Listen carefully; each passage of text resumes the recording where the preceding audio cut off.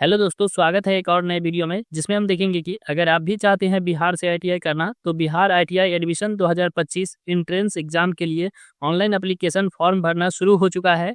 देखेंगे हम आज इन्हीं का फॉर्म भरने का पूरी प्रोसेस को, तो वीडियो के एंड तक बने रहे। और अगर आप अभी तक हमारे इस चैनल को सब्सक्राइब नहीं किए हैं तो प्लीज़ हमारे चैनल को जरूर सब्सक्राइब कर लें। तो चलिए शुरू करते हैं। सबसे पहले हम गूगल क्रोम पे dcecboard.bihar.gov.in टैप करके सर्च कर लेंगे तो यहाँ Bihar combined entrance competitive examination board का जो ऑफिशियल वेबसाइट है इसके होम पेज पे आ जाएंगे। अब इस वेबसाइट का डायरेक्ट लिंक हमने अपने इस वीडियो के डिस्क्रिप्शन बॉक्स में भी दे दिए हैं, तो आप वहाँ जाकर डायरेक्ट लिंक पर क्लिक करके भी इस वेबसाइट पे विजिट कर सकते हैं।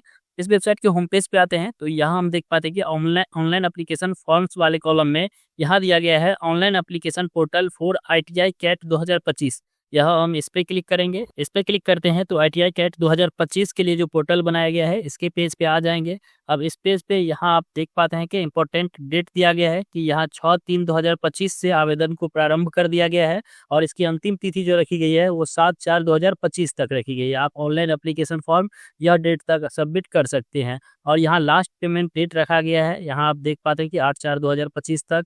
और यहाँ पे online editing of application form, अगर फॉर्म में कुछ गड़बड़ हो जाता है फॉर्म भरने में आपको, तो यहाँ अब देख पाते हैं कि 10/4/2025 को फॉर्म को आप एडिट भी कर पाएंगे। और स्टार्ट डाउनलोडिंग एडमिट कार्ड जो दिया गया है डाउनलोडिंग का, वो 28/4/2025 की को दी गई है। आप इस डेट में एडमिट कार्ड जारी कर दिया जाएगा और आप इस डेट में एडमिट कार्ड डाउनलोड भी कर पाएंगे।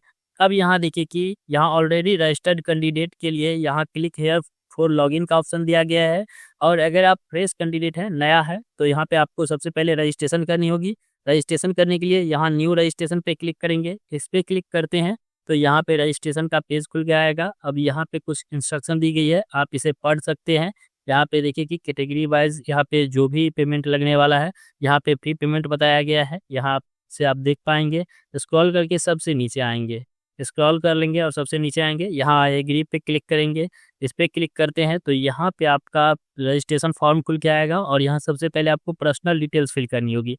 जैसे यहाँ पे अभ्यर्थी का नाम, अब मार्कशीट 10th के मार्कशीट पे जो भी अभ्यर्थी का नाम है या एडमिट कार्ड पे, उसके हिसाब से यहाँ पे नेम फिल करनी है। यहाँ फुल नेम फिल कर लेंगे कैंडिडेट का, और यहाँ अभ्यर्थी का नेम कन्फर्म यानी कि पुष्टि करने के लिए यहाँ फिर से दोबारा नेम फिल करेंगे। उसके बाद यहाँ पे पिता का नेम फिल करेंगे, यहाँ मदर नेम फिल कर लेंगे और यहाँ से जन्म तिथि को सेलेक्ट करेंगे। जो भी आपके 10th सर्टिफिकेट या मार्कशीट या एडमिट कार्ड पे है उस हिसाब से यहाँ से आपको डेट ऑफ बर्थ को सेलेक्ट कर लेनी है। यहाँ फिर से डेट ऑफ बर्थ को सेलेक्ट करेंगे, यहाँ जो डेट ऑफ बर्थ सेलेक्ट की है वही डेट ऑफ बर्थ यहाँ पे भी सेलेक्ट करेंगे।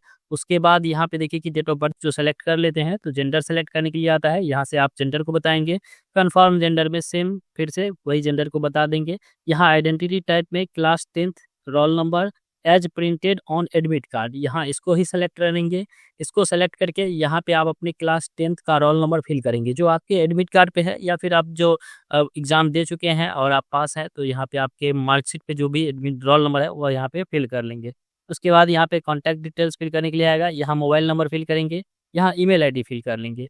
यहाँ पे देखिए कि मोबाइल नंबर के बारे में यहाँ पे कुछ इंस्ट्रक्शन दी गई है, आप इसे भी देख सकते हैं क्योंकि इस यहाँ पे स्पष्ट बताया गया है कि इस मोबाइल नंबर पे ओटीपी जाने वाला है। तो यहाँ पे आप अपने हिसाब से जो मोबाइल आपके पास अवेलेबल है वही नंबर यहाँ पे फिल करेंगे और ईमेल आईडी भी जो आपके पास अवेलेबल है वही ईमेल आईडी फिल करेंगे। उसके बाद यहाँ पे चूज योर पासवर्ड का कॉलम है, यहाँ आप अपने हिसाब से 8 डिजिट का कुछ भी पासवर्ड रखेंगे। यहाँ पे देखिए कि इंस्ट्रक्शन बताया गया है कि 8 से 13 कैरेक्टर के बीच का पासवर्ड रखनी है। एक अपर केस लेटर यानी कि एक बड़ा अक्षर और जो भी रखेंगे वो छोटा अक्षर, एक कम से कम एक छोटा अक्षर होना चाहिए, एक नोमेरिकल होना चाहिए और एक जो होना चाहिए वो स्पेशल कैरेक्टर। यहाँ पे देख पाते हैं कि @ हैशटैग वगैरह सब जो होती है स्पेशल कैरेक्टर, उसको मिलाकर अपने हिसाब से यहाँ पे 8 डिजिट का कम से कम पासवर्ड रखेंगे। कन्फर्म पासवर्ड में सेम पासवर्ड को फिल करेंगे। यहाँ सिक्योरिटी पिन दी गई है, इसको देखकर यहाँ पे इसको फिल कर लेंगे और लास्ट में जब सब कुछ फिल कर लेते हैं उसके बाद यहाँ सबमिट पे क्लिक करेंगे। उसके बाद प्रीव्यू खुल के आएगा, प्रीव्यू में डिटेल्स को चेक करेंगे, अगर कुछ भी गड़बड़ है तो अब भी यहाँ पे एडिट पे क्लिक करके ठीक कर सकते हैं उसको। अगर सब कुछ ठीक है तो यहाँ सबमिट एंड नेक्स्ट पे क्लिक करेंगे। इस पे क्लिक कर देते हैं तो यहाँ पे आपका मोबाइल और ईमेल आईडी वेरिफिकेशन के लिए आपके मोबाइल नंबर और ईमेल आईडी दोनों पे ओटीपी गया होगा।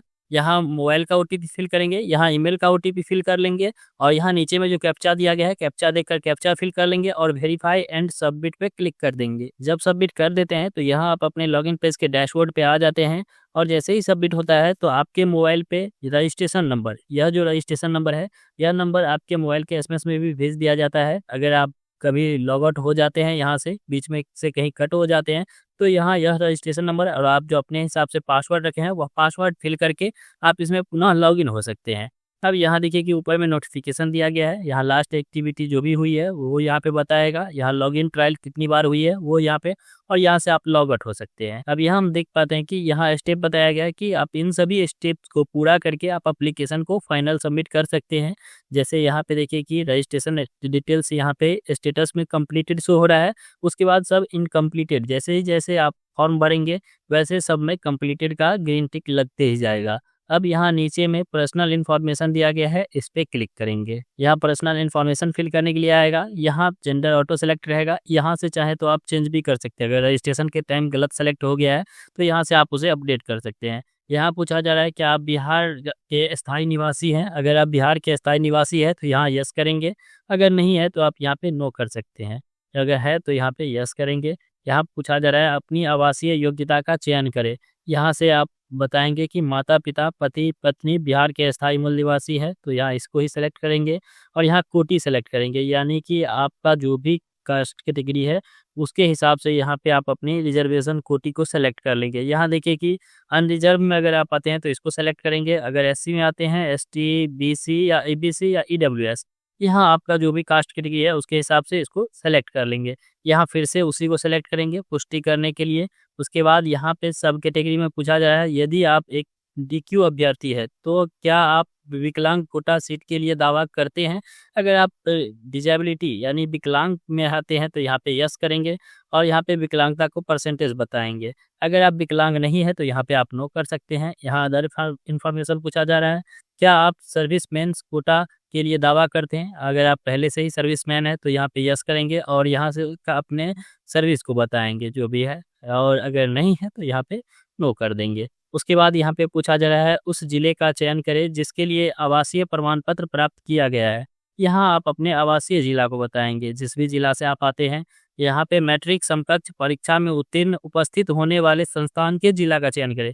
अब जो है सो मैट्रिक आप कहाँ से पास किए हैं, किस जिले से पास किए हैं, उस जिले को यहाँ से सेलेक्ट कर लेंगे। अगर आप सेम जिले से सेलेक्ट किए, अपने जिले से ही सेलेक्ट किए हैं तो यहाँ पे उसी को सेलेक्ट कर लेंगे। यहाँ पे पूछा जा रहा है उस जिले का चयन करें जहाँ आपके माता पिता कार्यरत है, जिसके लिए नियोक्ता का प्रमाण पत्र प्राप्त किया गया है। यहाँ पे फिर से अपना, अगर आपका स्थायी जिला ही है तो यहाँ पे इस प्रकार से उसको ही सेलेक्ट कर लेंगे। उसके बाद यहाँ पे उस जिले का चयन करें जिसमें आपकी पसंद के आईटीआई स्थित है। अब यहाँ जो है सो अपने जिले को ही सेलेक्ट कर लेंगे, एक ही जिला सेलेक्ट, ये इन दोनों को सेलेक्ट करते हैं तो उस हिसाब से खुल के आता है तो यहाँ पे सेलेक्ट कर लेंगे। उसके बाद यहाँ पे मार्क ऑफ आइडेंटिफिकेशन, यहाँ पे आप अपना शारीरिक चिन्ह बताएंगे, जो भी आपका शारीरिक चिन्ह है कुछ इस प्रकार से यहाँ पे बता देंगे। उसके बाद यहाँ सेव एंड कंटिन्यू पे क्लिक करेंगे, यस करेंगे। यहाँ पे कॉन्टैक्ट डिटेल्स फिल करने के लिए आएगा। यहाँ सबसे पहले आपको कॉरेस्पॉन्डेंस एड्रेस यानी पत्राचार पता को फिल करनी होगी। यहाँ आप अपना विलेज फिल करेंगे, जो भी आपका पत्राचार का विलेज देना चाहते हैं। अगर आप खुद का ही यानी कि आप अपना स्थायी विलेज ही देना चाहते हैं तो यहाँ पे कुछ इस प्रकार से आप फिल कर सकते हैं। यहाँ पे आप अपना पुलिस स्टेशन फिल कर लेंगे, यहाँ आप अपना पोस्ट ऑफिस का नेम फिल कर लेंगे और यहाँ से कंट्री में इंडिया को सेलेक्ट कर लेंगे। यहाँ से अपने स्टेट को सेलेक्ट करेंगे, स्टेट सेलेक्ट करते हैं तो यहाँ डिस्ट्रिक्ट खुल के आएगा, यहाँ पे डिस्ट्रिक्ट को सेलेक्ट कर लेंगे। यहाँ अपने एरिया का पिन कोड फिल करेंगे। अगर आप कोई अल्टरनेट मोबाइल नंबर देना चाहते हैं तो यहाँ पे आप उसको फिल कर सकते हैं, बट यह ऑप्शनल है, या नहीं भी फिल करेंगे तो कोई मैंडेटरी नहीं है। यहाँ आप अपना ईमेल आईडी फिल कर सकते हैं, कोई अल्टरनेट ईमेल आईडी, वरना यह भी ऑप्शनल है, आप इसको खाली भी छोड़ सकते हैं। अगर आपका पत्राचार यानी कॉरेस्पॉन्डेंस एड्रेस और परमानेंट एड्रेस दोनों सेम है तो यहाँ इसको टिक करेंगे, तो यहाँ इसके हिसाब से जो भी एड्रेस फिल किए हैं यहाँ वह भी फिल होके आ जाएगा। अगर अलग अलग है तो यहाँ पे आपको इसको अनटिक करके और यहाँ इसको मैनुअली फिल कर लेंगे। जब सब फिल हो जाता है उसके बाद यहाँ सेव एंड कंटिन्यू पे क्लिक करेंगे। यहाँ एजुकेशन इन्फॉर्मेशन फिल करने के लिए आएगा। यहाँ क्लास 10th या इक्विवेलेंट डिटेल्स यानी कि समकक्ष डिटेल्स फिल करेंगे। यहाँ पे आप अपना पासिंग स्टेटस बताएंगे, अगर आप पास है 10th में, तो यहाँ पास्ट फिल करेंगे। अगर आप अपियरिंग है, अभी आपका 10th में पढ़ाई चल ही रहा है या अभी अभी फिलहाल एग्जाम दिया है, आपका रिजल्ट नहीं जारी हुआ है, तो यहाँ आप अपियरिंग में डाल सकते हैं। अगर आप पास हैं तो यहाँ पे पास को सेलेक्ट कर लेंगे, किस ईयर में पास हुए हैं यहाँ पे उस ईयर को बताएंगे।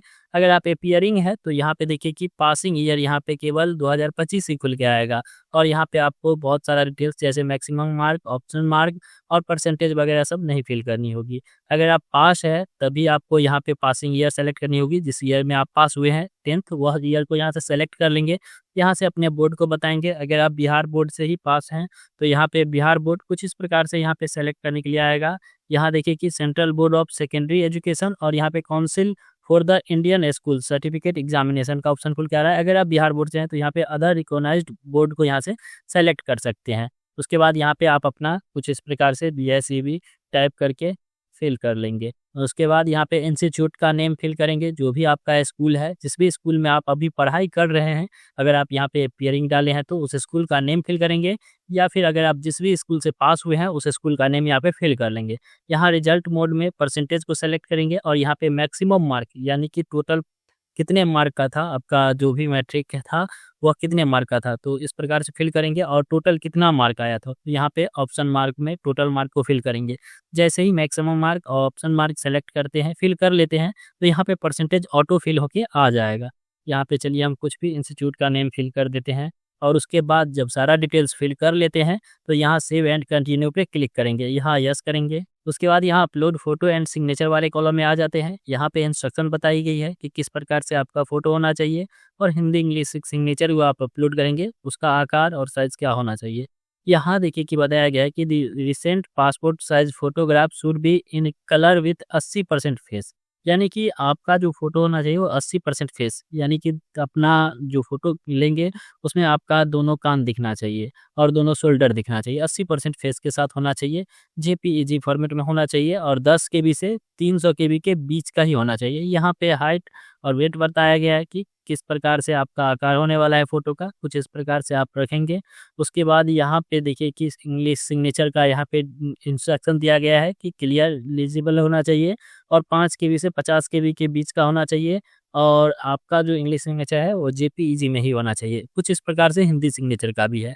एक चीज़ और है जो यहाँ पे बताई गई है कि आप जो फोटोग्राफ अपलोड करेंगे और उसका जो नेम होना चाहिए वह यहाँ पे देखिए कि first 2 character of candidate name and photo, यानी कि आपका नेम होना चाहिए और डैश करके ये जो डैश दिया हुआ है स्लाइस, इस यह डैश करके फोटो होना चाहिए, उसका नेम यह होना चाहिए। यानी कि अगर आपका नाम राहुल है तो फर्स्ट नेम RA और डैश और फिर फोटो का फोटो कुछ इस प्रकार से लिखा होना चाहिए। और फोटो पे जो भी आप जिस भी डेट में फोटो खींच रहे हैं 3 महीने से पुराना नहीं होना चाहिए, 3 महीने से प्रेजेंट का ही डेट होना चाहिए। उस वह डेट और आपका नेम, यानी कि पहले आप अपना नेम लिख लेंगे, उसके बाद वह डेट फिल कर लेंगे अपना फोटो पे, उसके बाद यहाँ पे फोटो को अपलोड करेंगे। तो आइए एडोब फोटोशॉप के माध्यम से इस इंस्ट्रक्शन वाले फोटो को कैसे आपको क्रिएट करनी है वो यहाँ पे हम देख पाएंगे। चलिए हम एडोब फोटोशॉप पे आ जाते हैं और यहाँ देखिए कि हम एक डेमो फोटो ले लिए हैं। अब यहाँ पे आपको विड्थ, यानी कि इसका जो यहाँ पे देखिए कि इंस्ट्रक्शन दिया गया है कि फोटो का जो विड्थ होना चाहिए वो यहाँ पे 200 px। यहाँ पे चलिए हम इसको यहाँ से कॉपी कर लेते हैं और यहाँ पे डायरेक्ट इसको पेस्ट कर देते हैं। उसी प्रकार से यहाँ पे इसका हाइट यहाँ पे दिया गया है, यहाँ पे आप देख पाते हैं, इसको यहाँ से हम कॉपी कर लेते हैं और यहाँ पे इसको हाइट को पेस्ट कर देंगे। यहाँ पे रेजुलेशन में 300 फिल कर लेंगे और यहाँ इस टूल को ले लेंगे। उसके बाद यहाँ से फोटो को कट करेंगे। कुछ इस प्रकार से फोटो को कट कर लेनी है तो आपका इस साइज का फोटो बन के रेडी हो जाएगा। अब यहाँ देखिए कि कुछ इस प्रकार से साइज का फोटो रेडी हो गया है। अब फोटो पे आप अपना नेम और जो भी आप फोटो खींचने की तारीख लिखना चाहते हैं तो उसके लिए आप यहाँ से इस वाले टूल को लेंगे और यहाँ पे आप साइज करके यहाँ से इसको पेस्ट करेंगे। यहाँ देखिए कि यहाँ व्हाइट में शो हो रहा है, मेरा ब्लैक है तो ठीक है, व्हाइट ही शो होना चाहिए। अगर आपका व्हाइट ही है तो यहाँ पे आप इसको कलर को चेंज भी कर सकते हैं, यहाँ से आप चेंज कर लेंगे। उसके बाद यहाँ इस टूल से लेकर इसको यहाँ पे कटिंग करेंगे। यहाँ पे अब अपना नेम और यहाँ पे फोटो खींचने की तारीख लिखना चाहते हैं उसके लिए टेक्स्ट वाले यहाँ इसको लेंगे टूल को और यहाँ से इसको पेस्ट करेंगे। अब यहाँ पे पहले आप अपना नेम लिखेंगे, जैसे अगर आपका नाम है राहुल तो यहाँ पे राहुल लिख लेंगे। यहाँ देखिए कि कलर कुछ वाइट ही आ रहा है तो यहाँ पे आप यहाँ कलर को आप ब्लैक कर लेंगे। यहाँ देखिए कि कलर ब्लैक हो गया है। अब यहाँ इसको छोटा करना चाहते हैं तो यहाँ से इसको सेलेक्ट कर लेंगे और यहाँ से इसको छोटा कर लेंगे। अगर इसको और भी बड़ा करना चाहते हैं तो यहाँ देखिए कि कुछ इस प्रकार से इसको छोटा बड़ा कर सकते हैं। यहाँ पे जो भी है कुमार है तो कुमार फिल करेंगे, यहाँ पे कुमार फिल कर लिए, यहाँ पे साइज में ला लेंगे। अब जब आप नेम फिल कर लेते हैं तो यहाँ पे उस डेट को फिल करेंगे, जिस डेट में आप यह फोटो लिए हैं उस डेट को यहाँ पे फिल कर लेंगे। उसके बाद सही से आप अपना मिला लेंगे। यहाँ पे कुछ इस प्रकार से आपको फिल करनी है, यहाँ इस प्रकार से फिल कर लेंगे और Ctrl+Shift+S दबाकर यहाँ से इसको पेस्ट करेंगे। यहाँ पे फोटो का नेम जो रखना है, जैसे आपका नाम राहुल है तो यहाँ पे RA यहाँ पे फिल करेंगे और यहाँ पे डैश दे देंगे और यहाँ पे फोटो। कुछ इस प्रकार से आपको JPEG फॉर्मेट में यहाँ से फ़ोटो को सेव कर लेंगे। यहाँ पे साइज़ भी मिला लेंगे, साइज़ को कम करने के लिए 0:3 क्वालिटी कर लेंगे तो यहाँ पे आपका साइज़ बन जाएगा। अब यहाँ आप अपना उस फ़ोटो को चूज़ फाइल पे क्लिक करके फ़ोटो को ले लेंगे और यहाँ प्रीव्यू एंड अपलोड पे क्लिक करेंगे तो यहाँ देखिए कि फ़ोटो अपलोड होके आ जाएगा। कुछ इस प्रकार से क्लिक हियर फॉर व्यू का ऑप्शन खुल के आएगा, यहाँ इस पे क्लिक करके आप फ़ोटो को व्यू भी कर सकते हैं। उसी प्रकार से यहाँ पे सिग्नेचर का जो साइज़ दिया गया है, आप यहाँ पे बनाकर सिग्नेचर को भी अपलोड कर लेंगे, हिंदी इंग्लिश सिग्नेचर को। अब सिग्नेचर का साइज़ बनाने के लिए फ़ोटोशॉप पे ही यहाँ देखिए कि विड्थ में 300 px फिल कर लेंगे, हाइट में 100 px और यहाँ पे रेज़ोल्यूशन 300 को ही रहने देंगे। उसके बाद सिग्नेचर को ले लेंगे और इसी सिग्नेचर को यहाँ इस वाले टूल को लेकर कट कर लेंगे। उसके बाद सिग्नेचर को सेव कर लेंगे। अब सिग्नेचर का जो नेम होना चाहिए, यहाँ पे आप देख पाते हैं कि फर्स्ट 2 कैरेक्टर आपका कैंडिडेट का नेम होना चाहिए, वो भी आपका स्मॉल लेटर में ही, आप कैपिटल लेटर में भी दे सकते हैं, स्मॉल लेटर में। और उसके बाद यहाँ पे डैश और हिंदी सिग्नेचर में यहाँ पे यह हिंदी सिग्नेचर उसका जो नेम होना चाहिए फाइल नेम, तो कुछ इस प्रकार से इंग्लिश में भी यहाँ पे देखिए कि दिया गया है कि यहाँ पे फर्स्ट 2 डिजिट नेम होना चाहिए और उसके बाद यहाँ पे डैश के बाद यहाँ पे इंग्लिश सिग्नेचर, यहाँ पे इस प्रकार से फाइल नेम होना चाहिए। यहाँ पे तभी आपका अपलोड होगा। यहाँ पे देखिए कि हम अपलोड कर रहे हैं तो यहाँ पे अभी तो हाइट का इशू आ रहा है, बट यह इशू आ सकता है कि आपका सिग्नेचर नेम आज इनकरेक्ट, जो कुछ भी यहाँ पे एरर आ सकता है। तो यहाँ पे आप दोनों सिग्नेचर को अपलोड कर देंगे। जब दोनों सिग्नेचर अपलोड कर देते हैं तो यहाँ प्रीव्यू खुल के आएगा। प्रीव्यू में सारा डिटेल्स को एक बार फिर से चेक कर लेंगे। अगर कुछ भी आपको गड़बड़ लग रहा है तो स्क्रॉल करके नीचे आएंगे और यहाँ बैक टू एडिट पे क्लिक करके उसको ठीक कर लेंगे। अगर सब कुछ ठीक है तो यहाँ डिक्लेरेशन दिया गया है, डिक्लेरेशन को टिक कर देंगे और यहाँ final submit and proceed to payment पे क्लिक करेंगे, यहाँ ओके करेंगे। उसके बाद यहाँ आप मेन पेज पे आ जाते हैं। यहाँ पे स्टेप और स्टेटस में आप देख पाते हैं कि सब स्टेटस यहाँ पे कंप्लीट है, सिर्फ पेमेंट का स्टेटस यहाँ पे इनकम्प्लीट हो रहा है। अब इसे कंप्लीट करने के लिए यहाँ पेमेंट ऑफ एग्जामिनेशन या काउंसलिंग फी, यहाँ इस पे क्लिक करेंगे। इस पे क्लिक करते हैं तो यहाँ पे पेमेंट ऑप्शन खुल के आएगा, बहुत सारा पेमेंट ऑप्शन खुल के आएगा। जो भी पेमेंट ऑप्शन से आप पेमेंट करना चाहते हैं, यहाँ देखिए कि ऑनलाइन पेमेंट को ही हम सेलेक्ट कर लेते हैं और यहाँ पे फी पे क्लिक करते हैं तो यहाँ पे बिलडेक्स पेमेंट गेटवे, यहाँ पे प्रोसीड फॉर पेमेंट पे क्लिक करेंगे। अब यहाँ से पेमेंट ऑप्शन में QR कोड सबसे बेस्ट यही है, तो यहाँ पे हम QR कोड को सेलेक्ट कर लेंगे और यहाँ पे भीम UPI को सेलेक्ट करेंगे और यहाँ मेक पेमेंट फॉर आपका जो भी कैटेगरी है उसके हिसाब से यहाँ पे पेमेंट शो होगा। इस पेमेंट को कटाने के लिए इस QR कोड को स्कैन करके पे करेंगे। जैसे ही पे कर देते हैं, पेमेंट सक्सेसफुल हो जाता है तो एक प्रिंट स्लिप जनरेट होकर आएगा, उस प्रिंट स्लिप का प्रिंट निकाल कर रख लेंगे। तो दोस्तों इस प्रकार हम देखें कि Bihar ITI CAT admission 2025 entrance के लिए ऑनलाइन एप्लीकेशन फॉर्म कैसे भरें। अगर आपको यह वीडियो अच्छा लगा तो प्लीज़ लाइक करें और इससे भी अच्छा वीडियो लेकर आते हैं हम अपने इस चैनल पर, तो प्लीज़ हमारे चैनल को ज़रूर सब्सक्राइब कर लें।